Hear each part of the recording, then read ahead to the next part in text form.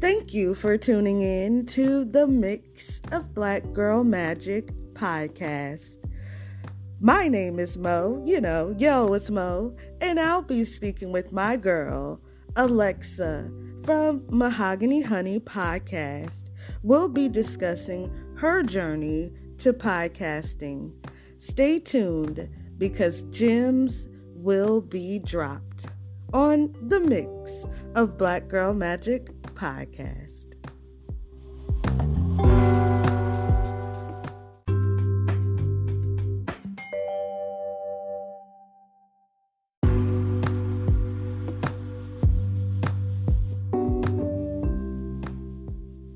Yo, it's Mo, and I'm in here. Thank you for listening to the Mix of Black Girl Magic podcast on Anchor. If you haven't heard about Anchor, it's the easiest way to make a podcast. Let me explain. It's free. There's creation tools that allow you to record and edit your podcast right from your phone or computer. Anchor will distribute your podcast for you so it can be heard on Spotify, Apple Podcasts, and many more. You can make money from your podcast with no minimum listenership. It's everything you need to make a podcast in one place. Download the free Anchor app or go to anchor.fm to get started. Thank you guys. Download Anchor.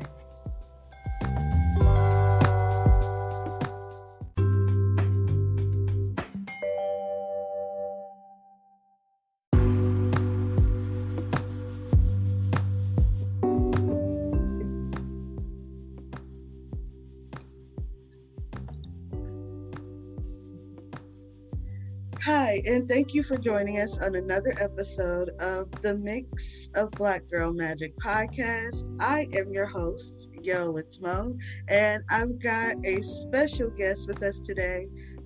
This is someone who has quickly become a friend. She has an awesome platform herself, and I think our brains sort of aligned. So I reached out to her. Ever since then, it's been like just an awesome connection, and I am so happy to finally have her on an episode of the podcast here. So I want to tell you a little bit about her, and then you'll hear from the lady of the hour herself. So not only is she a well-educated professional, she is also someone who I think immediately aligns with the Mix of Black Girl Magic. She is doing great work in the community through her platform of bringing more topics and issues to light. And so I want to give you guys an opportunity to meet someone who not only inspires me, but is an inspiration to so many others. So without further ado, I will introduce you to none other than Miss Alexis herself. Hi, Lex. How are you? I am doing good. I am doing great, and I'm so happy to see you once again and to reunite and just continue to do what we do, which is great work. Yes. I'm excited to be on your platform. You're doing great things as well. Great people align with greatness. So if you think I'm great, it's obviously because, I think you're great as well. So there's that part. I'm happy to be on here. But yes, tell me what's good. Okay, well, I definitely do think you're great, Lex, and I am happy to have you. This has been a long time in the making, but it is finally here. And today we're going to talk about your podcasting journey and kind of how you ended up in this podcasting space. So tell us a little about your podcast, what it's called, and kind of what you do there.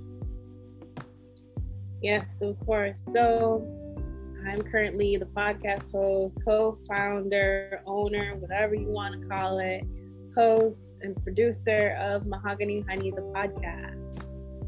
Yes, Mahogany Honey, the podcast, that is my baby. That baby has been with me since 2018. It was just in the process, in the womb, kind of just getting ready to, bloom in 2020, 2021. And I'm so happy that it's here. It took a lot of things to alchemize it, to bring it to fruition, to where it is. And I'm excited to see where it goes. I have so many things envisioned for it, and the sole purpose of it, so people can get a little background on it, is predominantly to serve Black, Indigenous people of color when it comes to just recognizing individuals who are making a difference in their communities. Pretty much I wanted to highlight that. I think that at times we are only seen as either we're the athletics, we're the people, or entertainers, but we're just so much more than that. We just need to highlight the people who are pretty much bridging the gaps and are in the community doing a lot of great work.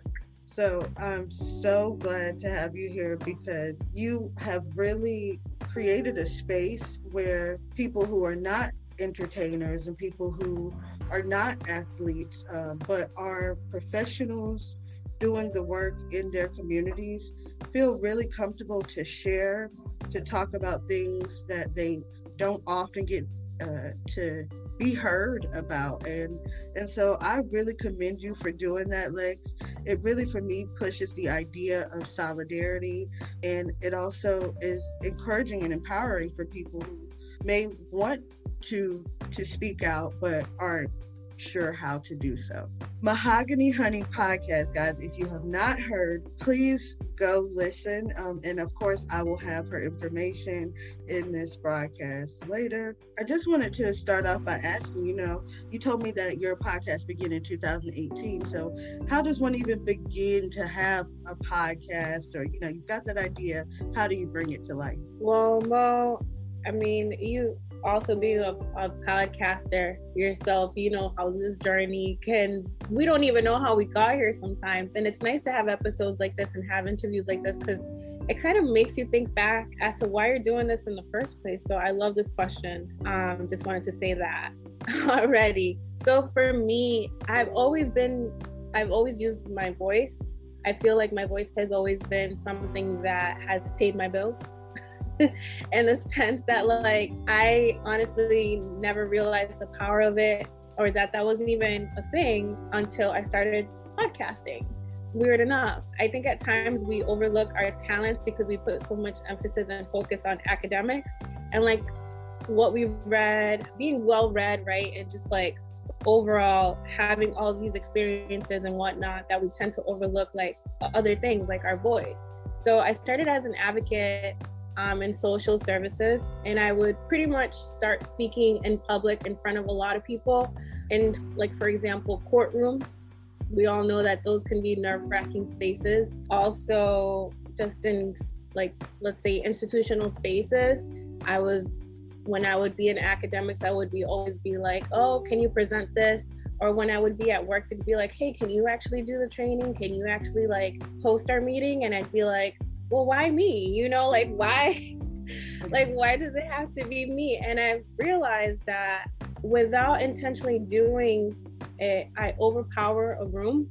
And I've tried to work on that sometimes, where like learning when to speak and learning when to listen when you're a host, can be somewhat difficult. I don't know if you struggle with that sometimes, but like for me, at times I'm like, okay, but I'm working on it. And the great thing about podcasting is that it enhances those skills. For me, just to like continue a little bit further on, I was in a social service work aspect, and I was actually going to school for urban education.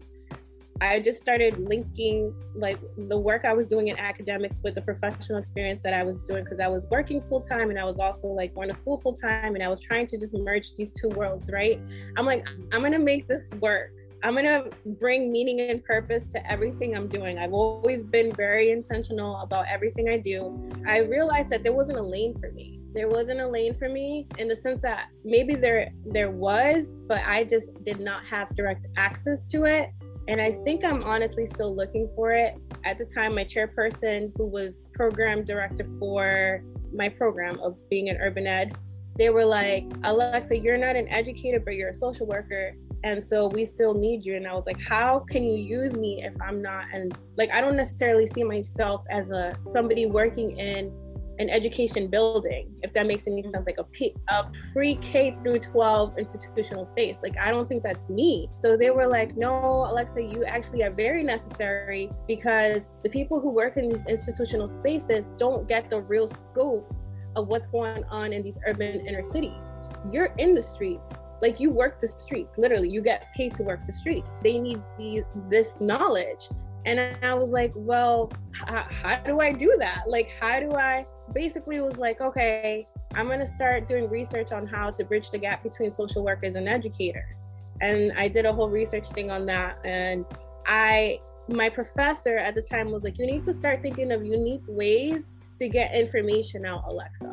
And I was like, unique ways to get information out? She's like, yeah. She's like, when you're an urban educator, you got to be innovative. And I was like, I got to be innovative? What is this? Like, what are you saying to me? Like, it was too much for me at the time. And that was like 2017. I was only 27 years old. And all I wanted to do was party and get my bills paid. Like, I did not... Like, I was just like in a whole different space that she was like trying to bring me into. And I felt like she was trying to do way too much for me. Like, you're doing too much, sis, like, simmer down. And then I had another professor who was like, okay, now that you graduated, law school. And I was like, law school? I was like, sis, simmer down. Like, I can barely put it together. I barely got across the finish line for you to be pushing law school on me. And she's like, it's in you. You're an activist. Like, everyone sees the potential in me. And I'm just sitting here like, I'm tired. I'm tired. And I just want to rest. Like, I just want to chill. Because everybody just leaves me alone. In 2017, I graduated, and I just kind of took like a brief rest, right? Like, I just was like, I need to just figure out what direction I want to go in, what's my next job, because I wanted to get out of social services so bad. Like, for me, it was just too much. It was burning me out, and I was like, I need to start doing policy work. So when I graduated, I actually wanted to go to DC to do educational policy. That was like my goal, right? Yeah. DC never called me. DC still got my application. DC still got my application floating somewhere. I don't know, along with so many other places, right? My girl loves DC. What's good? I was actually just there to continue. I continued to work, and obviously whatever was paying me the bills, which was still social services. And I'm like applying to jobs, nothing's coming about. And I was like, I have so much to say, like, about the things that I observe in my work, like when I'm working in the juvenile justice space. There's so much unethical things that are going on here. And not just that, but also just a lot of things that I've noticed can be done differently. And there's so much resistance here. Like, who do I tell this to? So who do I speak to about these things, right? And so nobody would listen to me. Everyone was like shutting the door on me. Like, I went to this lady who worked in the department of like the school. It's like a school department within the juvenile justice center. It was like an office where you go, and basically they're supposed to help kids who are in the foster care system, or just juveniles who might be in like pretty much going through correctional, like the system. I was like, hey sis, I will work here for free. I will intern for you. Like, no, that's serious. I was like, just use me. Like, I will do trainings, because social workers right now really do not get an idea or do not understand to the full capacity how to use the educational system, where basically these kids spend most of their time, right? And so she was like, no sis, we don't need you here. Like, we got way too many of y'all already. Like, don't come here stirring in the pot. And I was just like, all right. She didn't say it in those words, but that's how it resonated with me.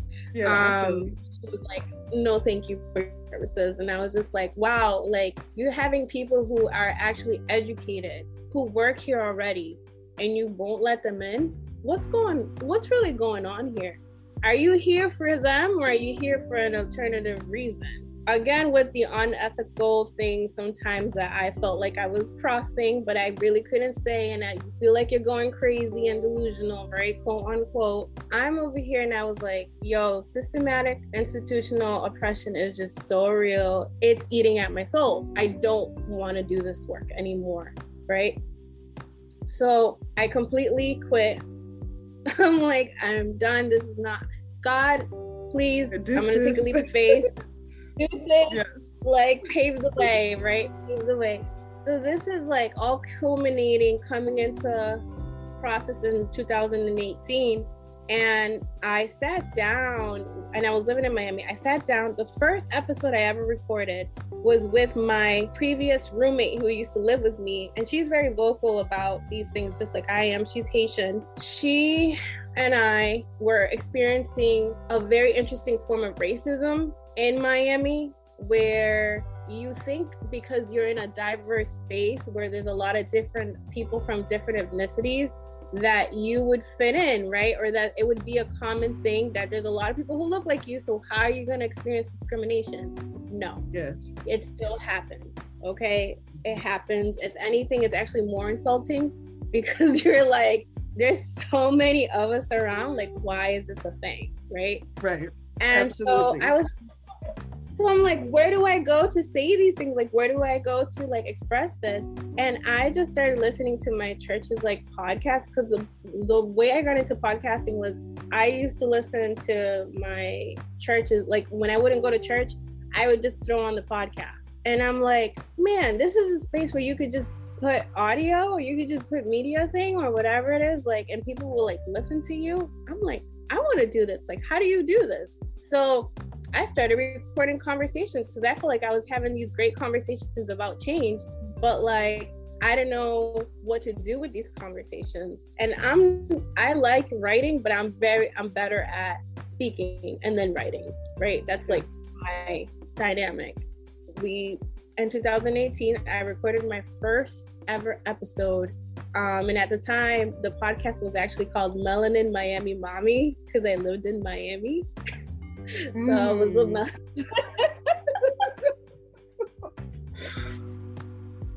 and my roommate helped me like edit the audio and stuff and like put it together, and she kind of like walked me a little bit into the process. She was a little bit more techie than I was when it came to those things. That's how like that seed kind of started. It's planted.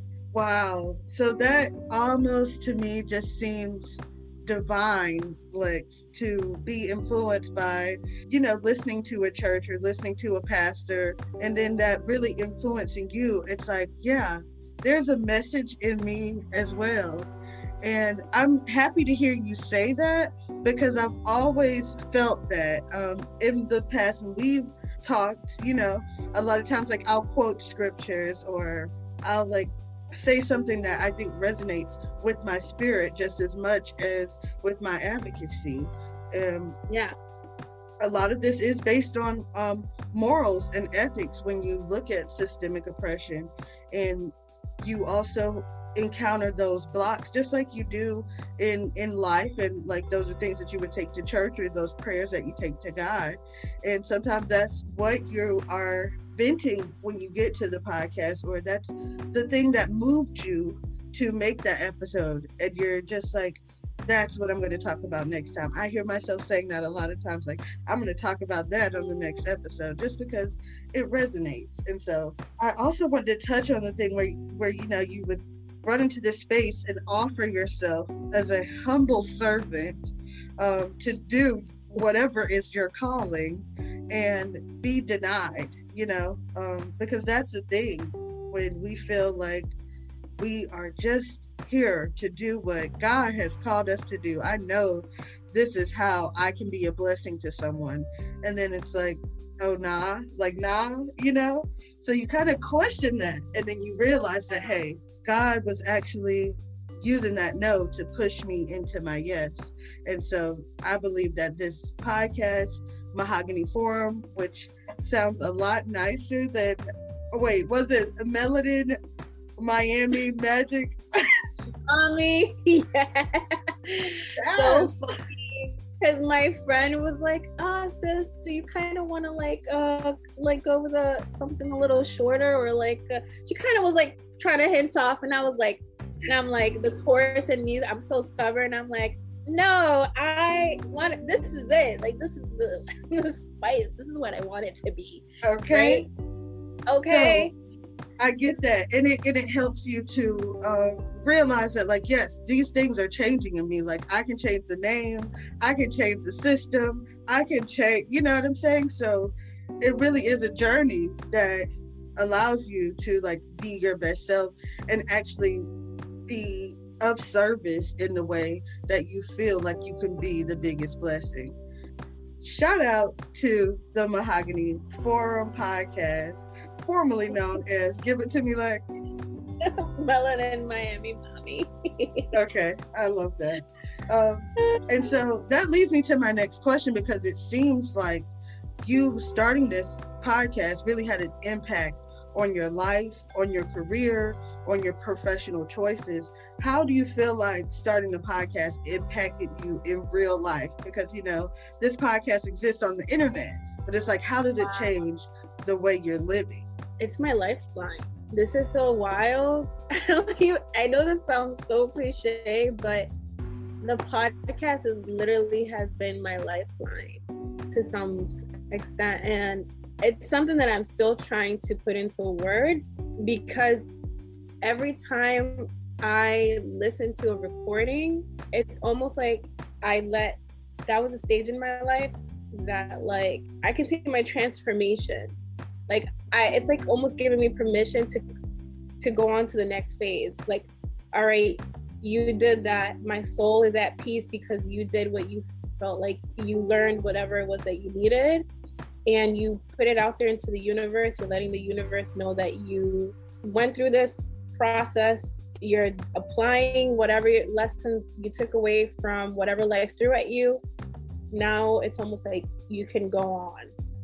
It's weird. I can't explain it, but like that's literally how like it feels for me. Like I can see my growth, and because I can see my growth, I feel like I can keep going. Yes. Does that make sense? That does make sense, and I'm happy to hear that it is relieving you and allowing you, you know, that room to grow and give yourself like grace to let that go or bit that, purge that. That's a hint to our old podcast episode, but to purge that and start to make some lemonade. Is there anything tangible? Like, have you, started buying a new outfit, or do you go to a different restaurant? Is there anything like you can quite put your finger on that's really changed your life? Okay, tangible. Like, for whatever reason, ever since I started consistently putting episodes out, I've been abundantly blessed, and where my finances somehow, some way has been like consistent. I can't explain it, even if it's not directly from the podcast, but I'm being provided for. Like, something is holding me up.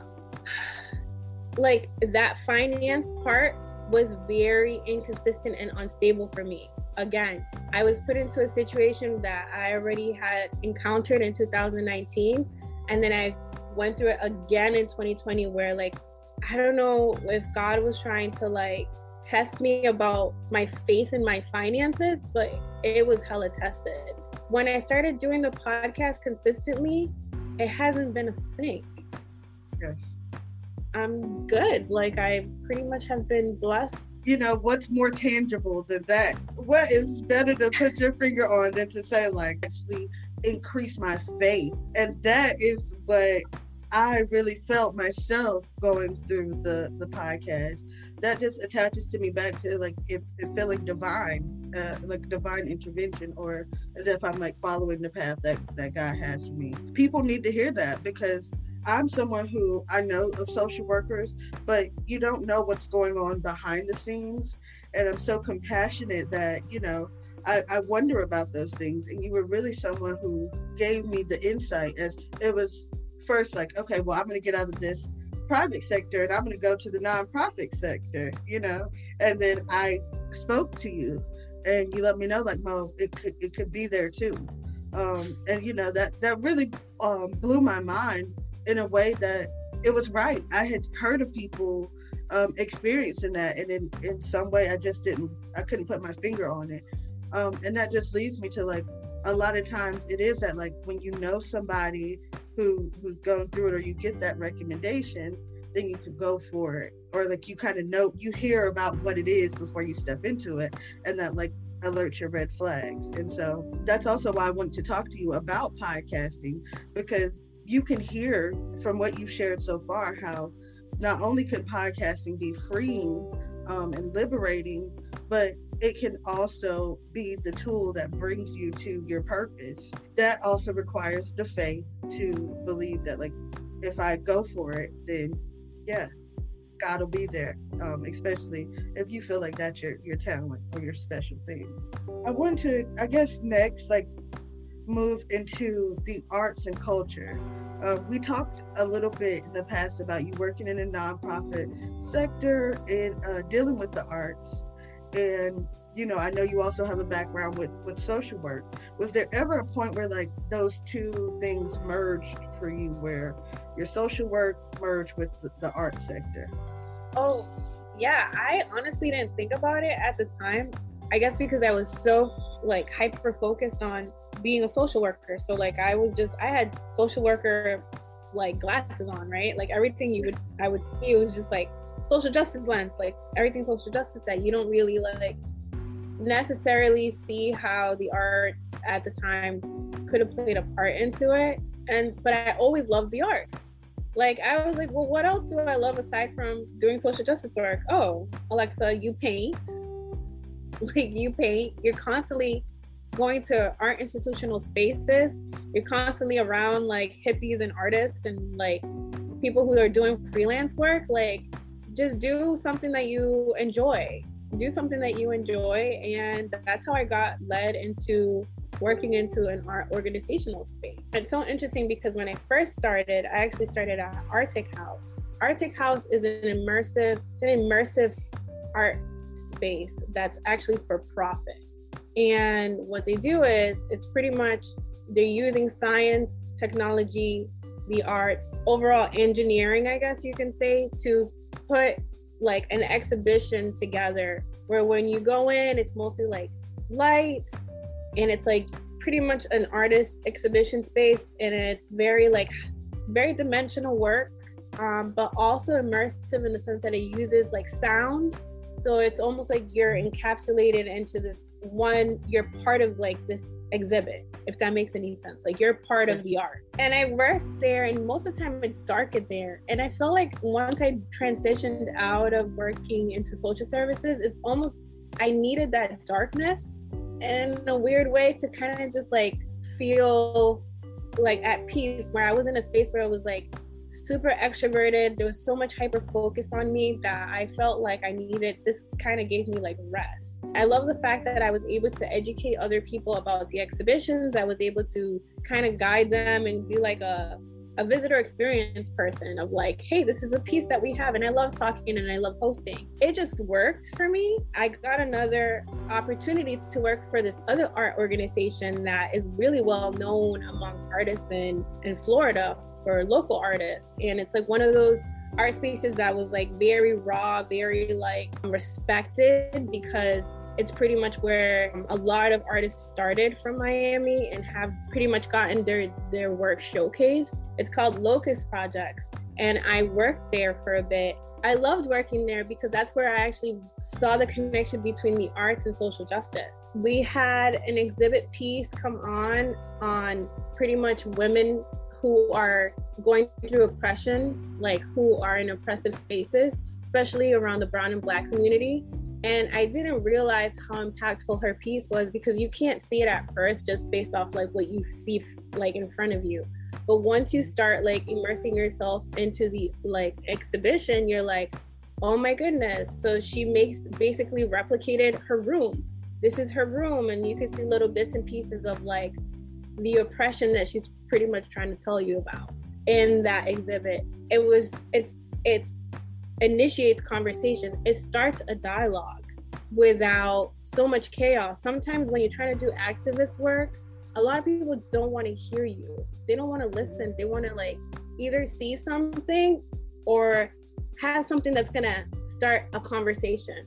And that's what the arts does sometimes. Like the arts actually like starts people from actually creatively doing things from how we're used to doing things, if that makes any sense. Instead of doing it in the systematic way that you usually do it in like let's say like social service space or just like overall corporate space, the arts kind of go, hey, like let's look at it from like a different point of view. Do you see like how? So that's where I have high regard for the arts and culture.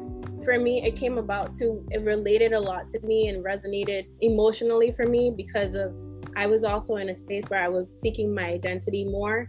I knew all along that I was Afro-Latina. I've always known that I'm Black.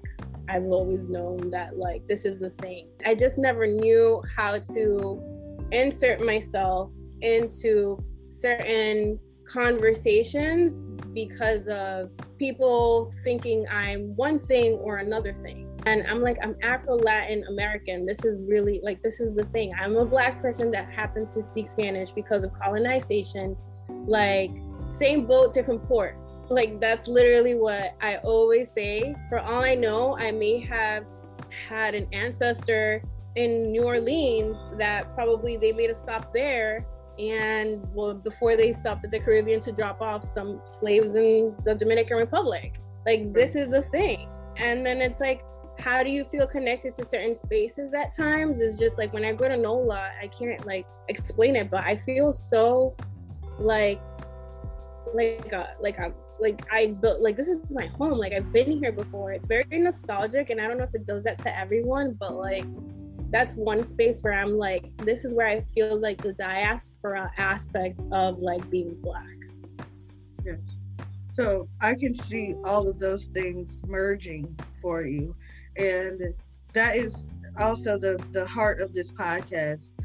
I named it The Mix of Black Girl Magic because I just felt all those things mixing. And as I learned my heritage and, you know, I like traced and tried to research my own ancestors, it not only told me more about myself and my identity, but just like you're saying, I was in those spaces and like it just started to make sense. It's like, if in fact like I'm at an art exhibit, I'm there, like I need to be there. I love art. A lot of ways that I express my advocacy is through poetry, and that is another like creative outlet. Of course, I've got a big mouth, so it allows me to also like orate, and I make music. I make songs and I can rap, so it allows me to express myself musically. As much as I internalize those things that were going on in the private sector, in the corporate world, when I got to my podcast, it made sense for me to be able to blend all those things. I could, and even in my reparations video, I could talk about music. I could talk about, you know, who I am and how like it relates to me and how that relates to other parts of my culture and my heritage in a completely Black community and Black family. I just was able to like resonate. Okay, there's builders there. I've always had an affinity for the ocean, and I grew up on the coast. So whenever I'm there or at water, it feels like a piece of me. And so all of those things just started to like make sense the more that I understood. But I was able to express them fully through art. And I think that helped me to really connect those expressive experiences to my advocacy and say like, hey, I'm saying this because it's off of experience or I can relate to it in some way. I only, you know, advocate for causes that I am passionate about. And I think that's something that has allowed these things to merge for you beautifully, because you are passionate about each area, from, you know, social justice to art to the podcast and the community that you built. when all of this aligns for you in those moments on your podcast or in whatever you're doing now, like how does that make you feel? It's a feeling that I can't describe, so maybe you can help. It's reassuring. It's the validation from the universe that no one else can give me. And I think that has power, and it's very underestimated, but that is so powerful. Like, I'll give you an example of a aligning moment, right? That just keeps happening. Every time I release an episode, no one who even knows that the podcast exists somehow starts talking to me that week. All I get is that theme. For example, right now I have an episode out on how volunteering, to be mindful of like how we can be harmful. There's harmful practices in volunteering or doing volunteer work, right? For nonprofit spaces or just overall navigating the for-profit space and how there's harmful practices in that. God will place a person in front of me that needs that conversation. Like, I applied for like a position or a job. Coincidentally, I probably applied like, let's say like 2 or 3 weeks ago, and they happened to call me about that specific job that may be similar to that, like during the week that the episode was released. And I'm sitting there talking to them about like the harmful practices of like volunteering that I literally just talked on the podcast. And it's just one of those weird things that just happen. And then like I'll have another, like 2 other people like randomly start a conversation who don't know the podcast exists. Like, for example, like old white people, right? Yeah. They'll start talking to me about like that specific topic. And so I can definitely relate to you when you say like it's reassuring and validating. Again, that's just that divine energy where it's like my spirit is so full right now, you know, and I'm just like, yeah, I don't know how to put my finger on it, but there's something about it. My recent episode was during Pride Month. I sat and I talked with my sisters and my partner and their partners. To them, like, it might have just been a conversation and we were having a good time. But to me, I felt so grateful to have those people as my people, as my community, and to be able to share that as a part of my advocacy, to invite them into the house that I built is you know, for lack of a better term. And it's like, when I did this, I did that with y'all in mind, and it's coming full circle. And I don't know how to say anything other than, you know, I'm so grateful that y'all are here. And to them, it might have just been like, oh, we're coming on, they call me Moni. Oh, we're coming on to Moni's thing and whatever she wants. You know, it could have been something to them. I don't know how they felt, but to me, it was completely divine that the women who I love the most in this world, who are constantly there to build me up, were now in that space. And so when that aligned, it's a feeling I couldn't put my finger on, but it definitely was reassuring and validating that I was doing exactly what I was supposed to do to continue moving with that podcast. So I also wanted to touch on like you talking about being in that space in the art house, and I believe you said it was called Art House and it was dark. Arctic House, yeah. Yep. Arctic House, okay.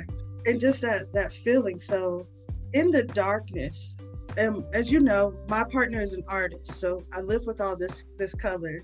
And in the past, I've said to her, you know, you're using white, but sometimes in the dark is where you find peace and liberation. And so for you to really touch that, I want you to talk more about how that felt for you to be in the dark and how that attaches to the light, so to speak, that you share on this podcast. Yeah, there's a lot there. Thank you for this question. I love this question.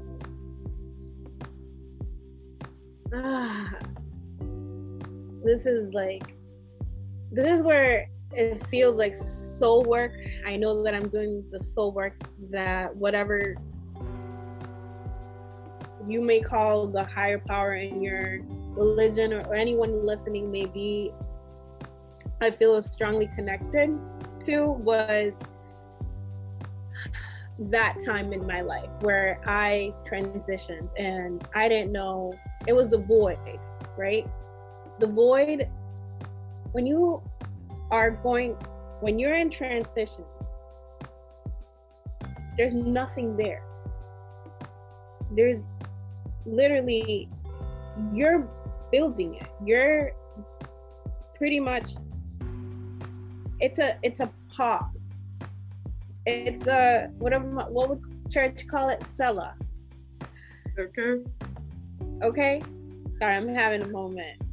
I'm appreciating that, because I can feel your energy and how much that period means to you based off of who you are now. And like, mind you, this girl is in North America right now. But I feel your energy so strongly, Lex.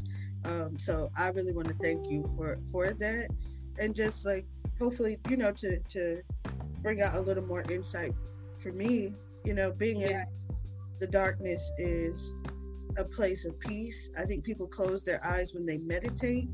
A lot of times when I'm at the water, I'm at the beach, it's like to close your eyes and then open them and see like God's creation. It is super inspiring. Was that how it was for you? Yeah, and I'm very defensive now about like respecting that space of like grievance at times, because when there's death, at times there's like, people need to feel it. Like, you cannot, I hate when people try to rob you of your bad experiences, if that makes any sense. Like, I know people want the best for us and they want us to be happy, but at times that can be selfish too, because people need to feel whatever they're going through at times. And because then you miss the lesson, and then it's like you're gonna continue your whole life trying to make sense of that lesson, because you never gave yourself that pause. You never gave yourself that moment to feel your change, to feel your transformation that's like happening. What's that shift? Like, there's a shift going here. You need to feel it so you can have hope. It sounds wild, but like, no one wants to sit in darkness. Like, if anybody was like, hey, you want to sit in darkness with me? Like, no, I don't want to sit in. Like, obviously, that's what you go to. Like, that's your first, like, you know, reaction is like, who wants to be sad? Nobody wants to be sad. Like, everybody wants to be like happy, but at the same time, it's like, I was going through my Saturn return. I don't know if anyone believes in that or knows what that is, but like, Saturn return, and I'll give you like a little idea for the listeners who may not know, is basically a period in your life. And this can happen either in your 20s, this can happen in your 30s. It's pretty much it feels like a midlife crisis, where your life as you built it and you knew it to be completely destructs and collapses. Everything in your life gets affected, like your living situation, your, like, the people around you, your family, everything is just like deconstructed and getting ready for you to rebuild. And it happens very slowly, and sometimes it happens very rapidly when it starts picking up pace, right? Once like this thing is happening in your life, it's almost like you're lucky if you grabbed a glimpse of like what you think it might be, and if you have some type of idea of what it is, so that way it can get you through it. And this is why I think it's important to share, because a lot of people actually don't make it through their midlife crisis and actually either commit suicide or self-sabotage and put themselves in the circumstances where death is permanent for them and they don't come out the other side. And that's a very real thing. Yes. Because they don't know how to cope, or they don't believe in a higher power, and they don't believe in like things dying in a sense and being rebuilt and rebirthing a new you, like that whole aspect of like transformation, what transformation is. Because when we're growing up, right, our parents tell us, okay, you're gonna go through these stages in life, we're preparing you for adulthood, right? But no one prepares you of like what happens after adulthood. Okay, I'm here, like, and now what? Like, do I stop growing? No, you continue to grow. You continue being a whole ass person. And I think that's where people, like, as adults, we forget to give ourselves permission to grow and still raise ourselves. especially for people who raised themselves by themselves growing up. And I think that's where my street credibility comes in. It's like, I raised myself. You can't tell me what to do. Like, I know, I literally have been doing this on my own type of ordeal. Like, I've come in with this inner wisdom that God equipped me with, or higher power equipped me with. And like, I can't be mad about it. Even though sometimes I do want to be mad about it, because I feel like, where's the support? But it's like, no, I equipped you with it. You have it in you. And it's like, that's where the work comes in, and a lot of people don't want to do that. But okay, to kind of just, sorry, not to veer off from like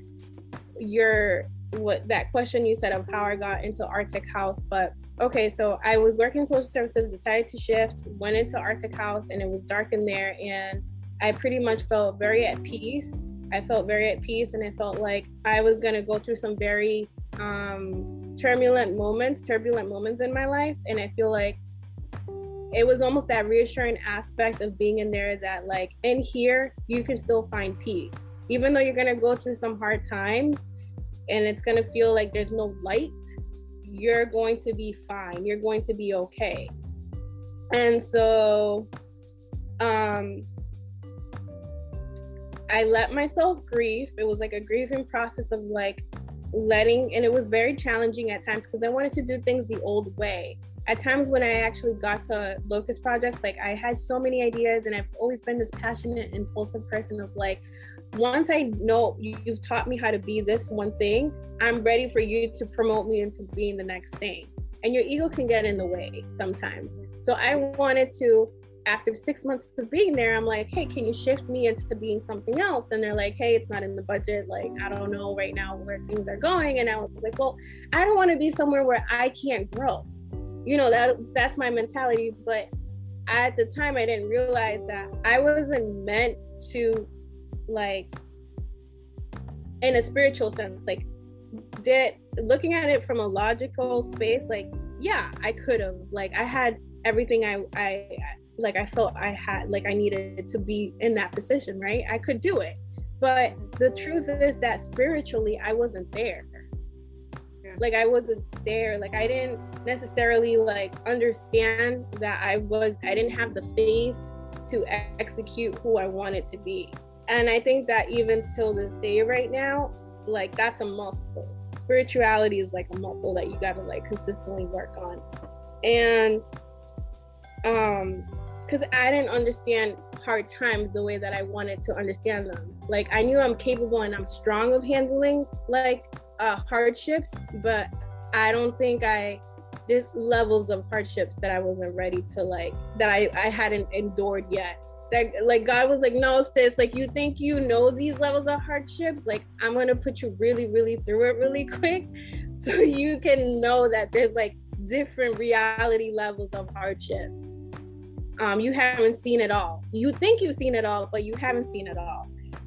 And so once I started working there, like I felt very stuck again, and things started crumbling even more. I wasn't able to like make do to meet the cost of living in Miami. I also like lost my car right before I like transitioned to leaving to up north. So I was actually supposed to ride up back to Massachusetts the day that and I literally had all my stuff packed, ready to go. And I was on the highway and a car like ran a red light and totaled my entire car. So you're talking to somebody who doesn't have a home. You're talking to somebody who doesn't have their own home anymore, a person who doesn't have a car, a person who doesn't have a job, doesn't have anything, pretty much. And I'm starting from scratch at 29. Everything I built, gone. Yeah. And I can relate to that.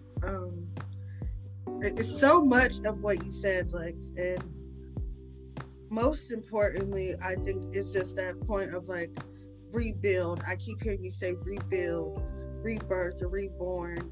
That happened in that darkness, I think. And I wrote down two things while you were talking. One was the feeling of why not me?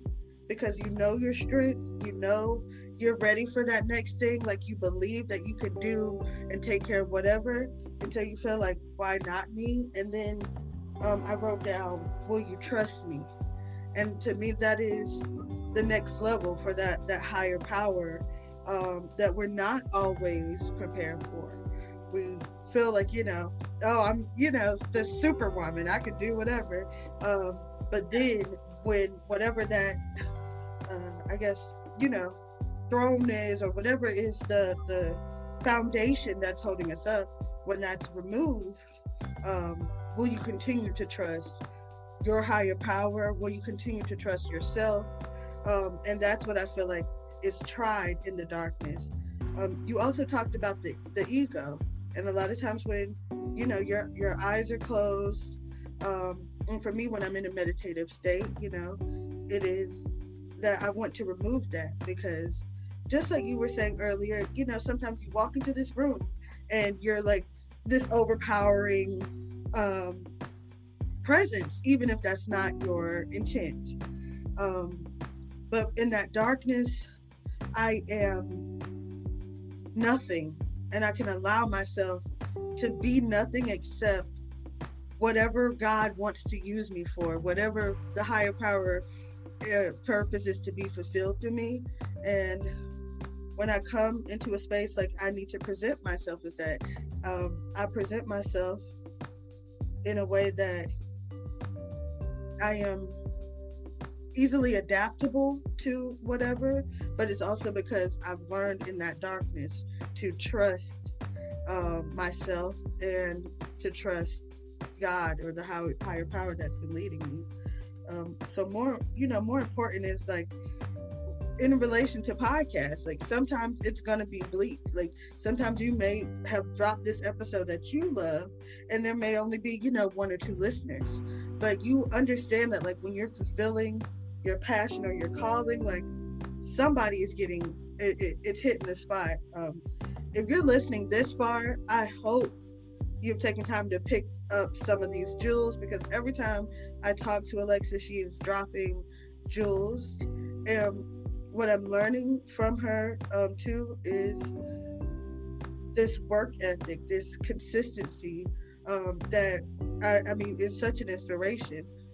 And if you're listening to her story, pretty much whatever life has thrown at her, you can see that she continues to keep coming and continues to try to reach her greatest self. So not only is that commendable, but it is an inspiration, and hopefully it allows you all to see how podcasts can be very effective in impacting your real life.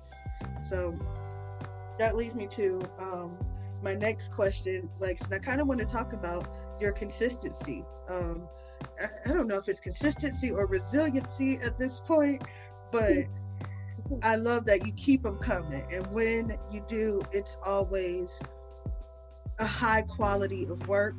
You have really experienced and expert guests.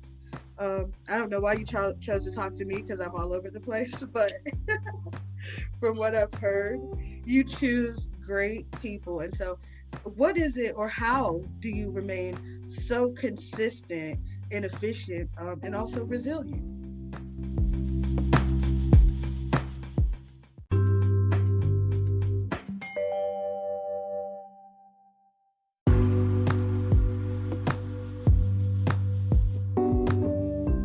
So, as I said, gems have been dropped, released, sprinkled among us all, and we have more to come. Stay tuned as we finish out this episode with Alexa from Mahogany Honey Podcast. There will be even more gems. Stay tuned. Yo, it's Mo. After this brief commercial break.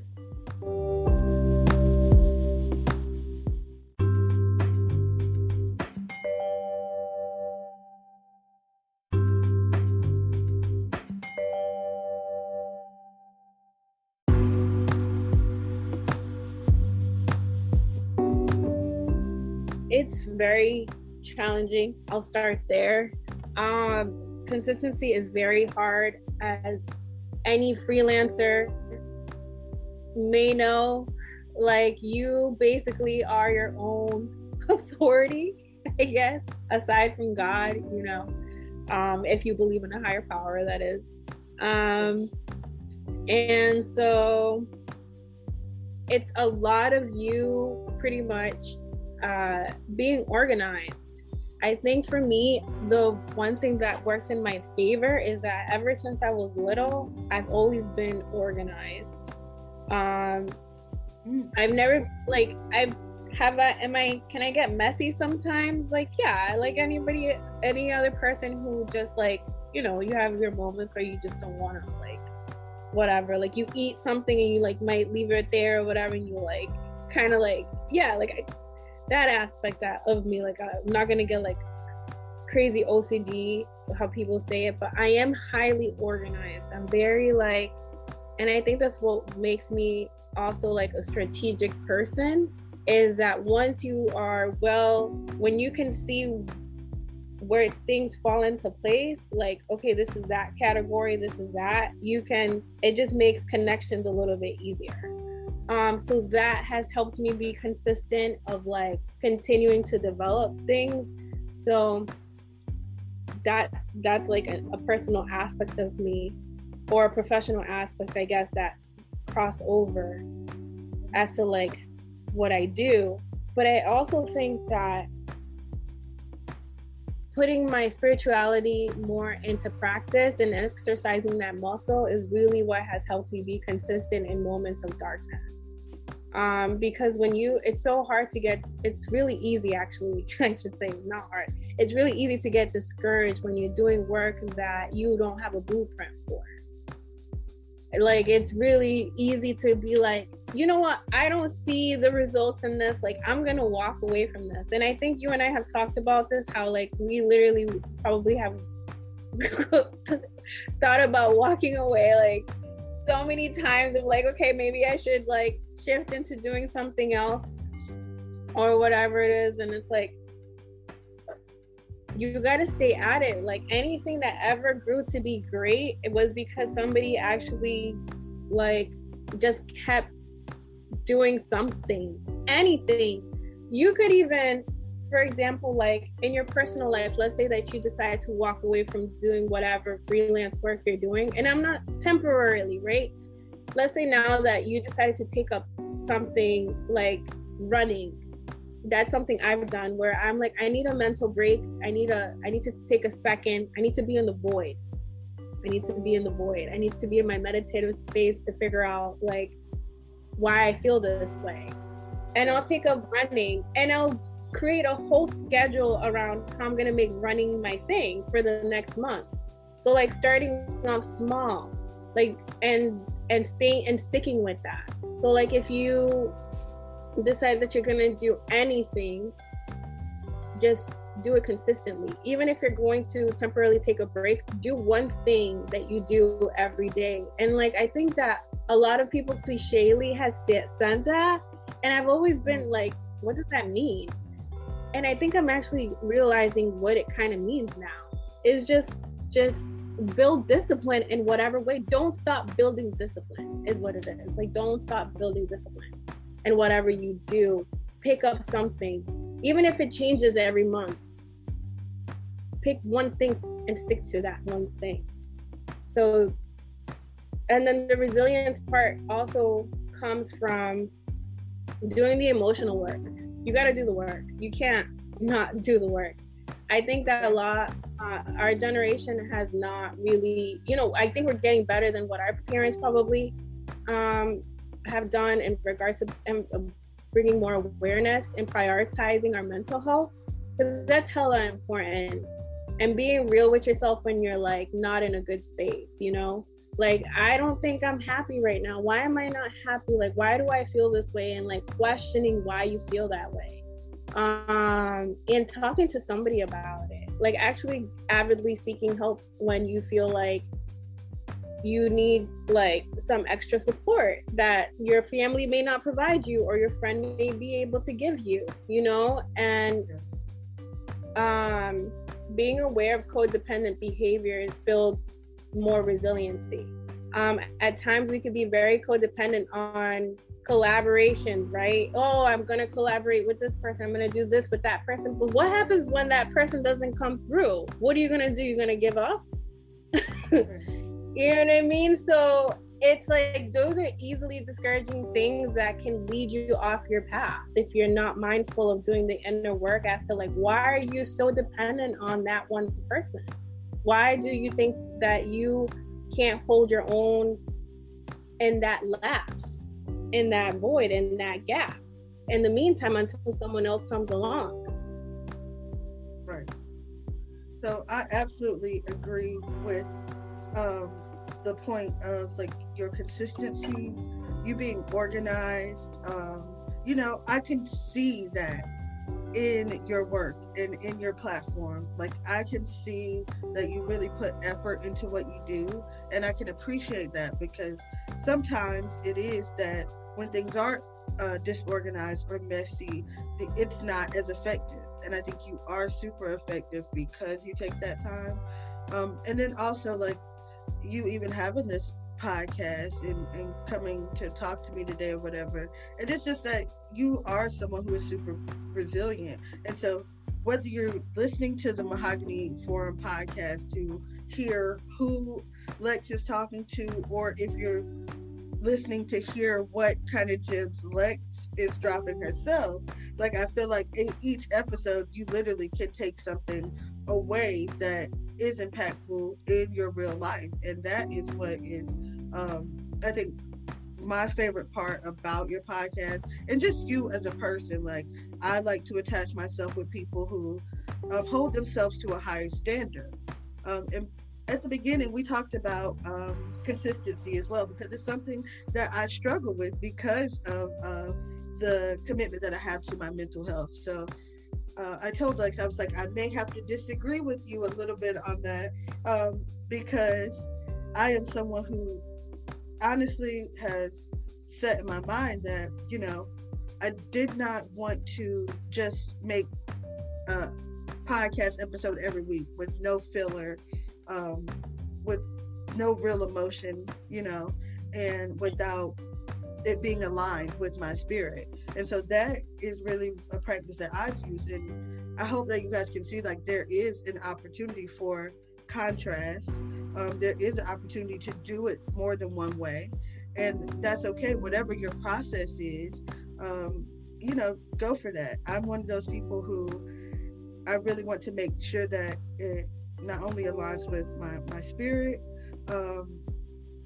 but I always am in my head like, oh yeah, that would be a good podcast episode, and I completely forget about what I was supposed to be talking about, girl. So what I have been able to do, though, is find moments of collaboration.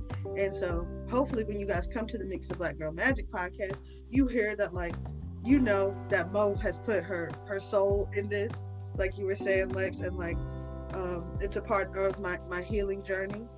But I think how this consistency and resiliency and efficiency carries over is that it's helped you to build a community. And so I wanted to talk to you a little bit more about that. Like, where do you find all these dope guests? Like, your guests are top tier, okay? So how did you build such a great community? I think one of the most important things that you can have is just being fucking authentic. I'm sorry if I swear, but like, you can, edit that out. That's real. But that's real. That's real. It's just being real. It will filter out who doesn't need to be there, because at times you can. So the process for me is more so just doing outreach.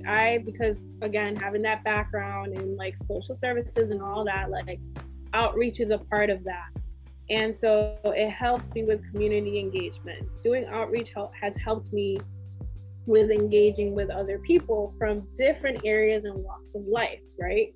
And so for me, I think if people can see that, like, I guess, like, they may see I put parts of it because you can't see the totality of who I am, right? And like in a post, but you can somewhat get an idea of what I'm trying to do if like you see if you see the me and you. If you see some parts of me and you, then I think that's where like you start like getting people and people start aligning with you. So not being afraid of actually like putting yourself out there. And I struggle with this. I'm not gonna lie. I struggle with this because I think the older I've gotten, I've become more introverted, which I don't know if it's working in my favor or at times if it's not working in my favor. So that's a new thing that I'm learning to balance in my life, is newly being introverted. Because I've been very extroverted since I was younger. But now that I'm older, when life has hit you with many experiences, you start to become a little bit more like enclosed, right? And you just want to like hang out with yourself and you just kind of want to isolate. And so I'm learning on how to balance the isolation part and also learning when to be extroverted. That's a process. That's a process. And knowing like who aligns with who you are. So if this person, I've had many circumstances where people have reached out to me and been like, I love your podcast. Like, I want to be on your podcast, this and that. I'm like, great. Go fill out a form. Like, do the link in the form. And some people don't even, I feel like that's like too much effort for them. If it's too much effort for you to fill out a form, you don't even, like, I don't even want to work with you. Like, I'm sorry, but like, this is collaborative work. This is collaborative work. This is not, I work for you. I don't work for you. We're working for like the community.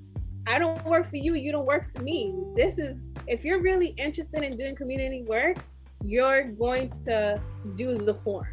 Like, you're gonna go through the process of like, if you know, and so people who have the right intentions, some of those little things, those that you put into place, those, like, if they really care, they'll do it. Like, they'll really follow up with you. You know what I mean? And so don't be, that's another discouraging thing. Like, that can be discouraging as well. You're like, well, damn, I'm doing all of this work and I feel like how much easier can I make it for people to actually come on board? And I just so happen to like put myself out there. I put myself out there and I just pretty much consistently try on a weekly basis, at least every day, to put like a post when I'm looking for guest speakers of like, hey, I'm looking for you. If this is you, like, reach out to me, and just like keep doing it. Like, don't give up. Don't be ashamed of, don't let anyone feel you like you're a bother. Because I think that's another thing too. I've had people that have, like, I've had friends where like they'll be on board with you in the beginning, and then you'll consistently try to like promote your stuff and be like, hey, but did you see this episode? Oh, you should hear this episode. Or like, hey, or like, and they're like, I'm actually doing this right now. I don't really have like the moment to kind of like tune in or something like that. And you can kind of pick up on them being bothered by how consistent you are in your practice. And do not get discouraged by that. Like, take that as a motherfucking sign that you're literally doing the motherfucking work. Okay. And that you are bothering and irritating people because they're seeing that you're actually really about this. Yes. They thought that this was just a phase. They thought this was a phase. It's not a phase, baby girl. It's not a phase. Like, this is who I am. And I actually believe in myself, and I'm sorry if that bothers you, but that's a personal problem. So sorry. Like, that's not like a personal problem. That's not a me problem. And it's sad because it's like, you get to see colors of the people that you thought that were on board with you, who genuinely kind of just they're not there yet. And you can't even be mad at them, because it's like, how are you going to be mad at someone who hasn't explored faith in themselves? Like, that's right. sad. Right. And so you can't even get mad at them. And I absolutely agree with you, because I feel like that is how you form your community. It's like, if you're not about this life, then I understand. It's a part of my growth that, like, it's okay for me to let go of that relationship, or, you know, it's okay for you to, like, mute me or unfollow me. Like, if this ain't for you, then let it go. But you know, that happens because, like, I tell you, like, I've always been this super cool girl that could rap and do all this stuff and is so lit, you know. And then when I start talking about social justice and what books I've read, and, you know, having a conversation about these topics, and that is my content, then yeah, people start to think, who does that girl think she is? But in that moment, you know, it's like, I'm gonna keep coming with this, because this is my passion. This is actually what I'm here for. And I'm sorry, I actually had to apologize and forgive myself for not allowing me to show my full self in those spaces and throughout my life. What you were saying as well, Lex, about you know, how you became more introverted as you've gotten older, and I just attribute that to you becoming wiser. I think, you know, when you speak, like, when you're this super extroverted person, as I am, I can completely relate. You know, you don't always have time to process what is going on. You're just talking or reacting. You're just moving, so to speak. Like, I think we both like to do a party or two, you know, and you're just like, hey, having a great time, but you're not really taking that time to heal, to tap into yourself. And so I think a bit of that being quiet is us growing wiser as we get better with time, like a watch. Okay. So this is really impactful, Lex, talking to you about these things, because I believe that there are many people who can benefit from having podcasts, that you have a great podcast. So I would implore everyone listening to go check out her podcast, and I will put the information in the description. Is there anything else that you would like to say, or that you could tell to someone who may, you know, be thinking about creating a podcast? Yeah, I think that one of the last things that I wanted to say, just to circle back on, like, I think we were talking about the arts and culture aspect, and, like, also consistency. I think one great thing to look at yourself when you're a podcaster, for example, or just a person who gets either paid, or who their life work is supposed to be around public speaking, in general, is like, we're artists. Like, we're literally artists. Like, and we should not feel ashamed for not being able to do all these different things when you're starting up a podcast. Like, it's difficult to be the person who does the budget and expenses, who's like the fundraiser person to, like, of your own organization. You're the content creator, you're the videographer, you're the, you know, you're everything when you're first starting out. And, like, all you genuinely want to do is just host conversations, right? Like, when you're a podcaster, like, that's the same thing artists say to me when I would have conversations with them in these art organizations, and I would interview them. They would be so, like, introverted or to themselves, and I'd be like, man, aren't you so proud of this work? Like, don't you want to promote your work? Like, don't you want to, like, talk to me, or just do more interviews or whatever it is? And, like, they would just be like, I just want to do what I do, and that's either paint, put on an exhibition, and that's it. I just want to do my job, and that's literally okay. And I realize that now that I'm a podcaster, I'm like, I hope I can finally get to a space where all I have to focus on is just my interviewer and my interview questions, and that's perfectly fine. Yes. That's my art. It is, and it's definitely a process. When we started, you were just like, Mahogany Forum, that is my baby.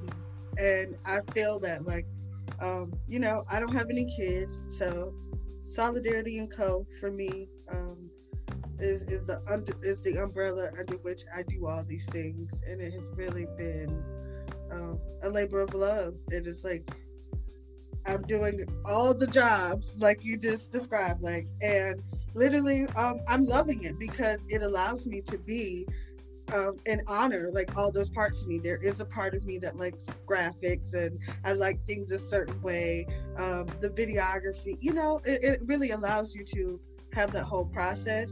I have one more question, like, because I think a lot of people see it as daunting. It's like trying to find someone to interview, coming up with the interview questions, you know, blah, blah, blah. And some of us are not as organized as we should be. So, you know, what is it that you do? What is your process? I know you said you have a forum. Like, how do you kind of, I guess, figure out or manage the logistics of it all? Okay, so for first off, I try to focus on like a theme. So, like, if my theme is I want to talk about, like, let's say mental health, for example, like that's gonna be like my niche. I'm gonna find someone who literally, or that person's gonna find me by me putting like these certain topics out of like what I want to hit around mental health, right? So I literally hope that whoever sees this reaches out and it's like, okay, I want to talk to you about like coping skills, and obviously that has to do with mental health. So I literally you know, send out an invitation. I send them an email and I'm just like, hey, like, or they send me an email after they've done the form and we link up and we set up a date as to like what works for them. And after that, I first always do, like, I think I did this with you, like a meet and greet to see if like you personally like me and if like align with whatever, if you align with whatever I'm trying to do. And I think that moment's very important as a podcaster, and I don't think that anyone should like underestimate that moment of a meet and greet, because that's another filter.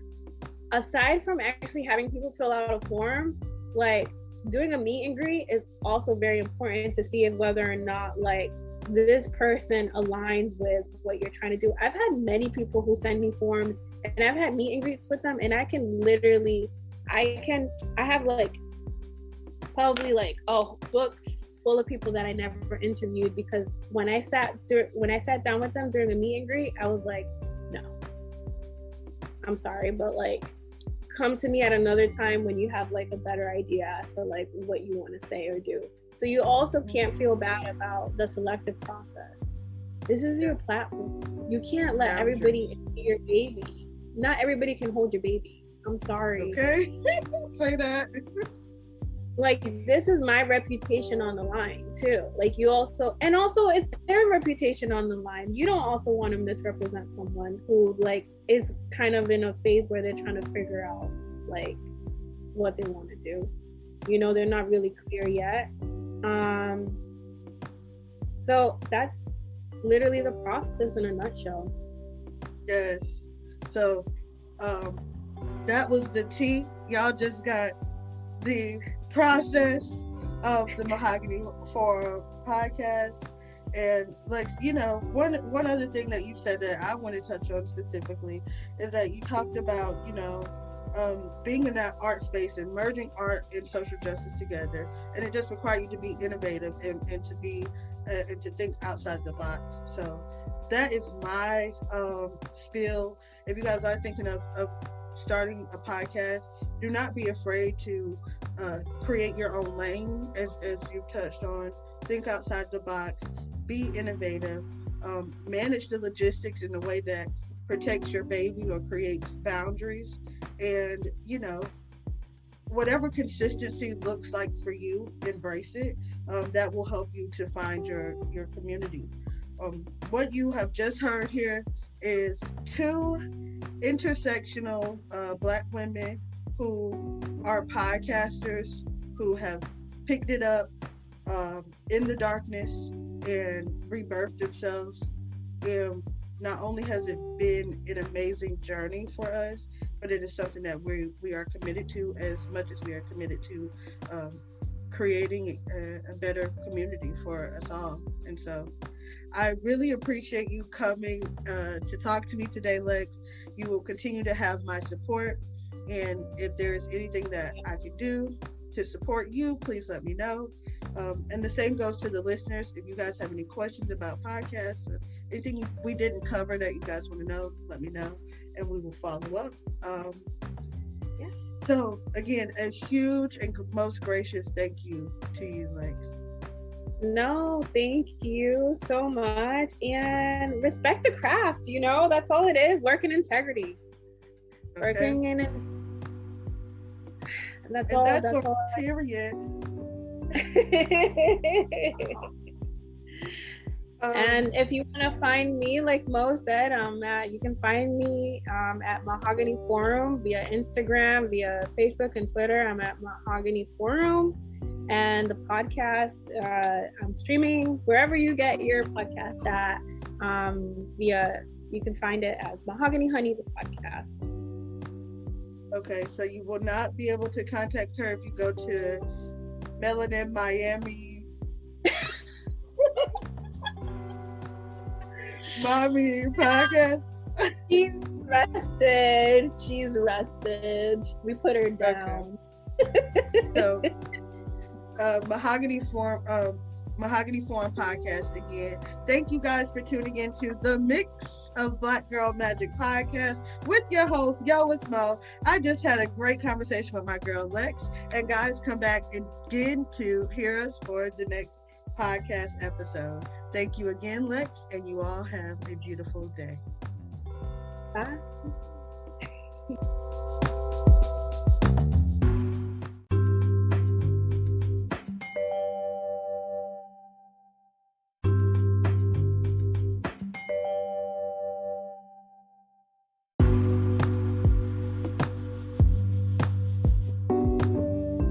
Thank you so much for listening to the Mix of Black Girl Magic podcast. This has been an insightful episode with Alexa from Mahogany Honey podcast.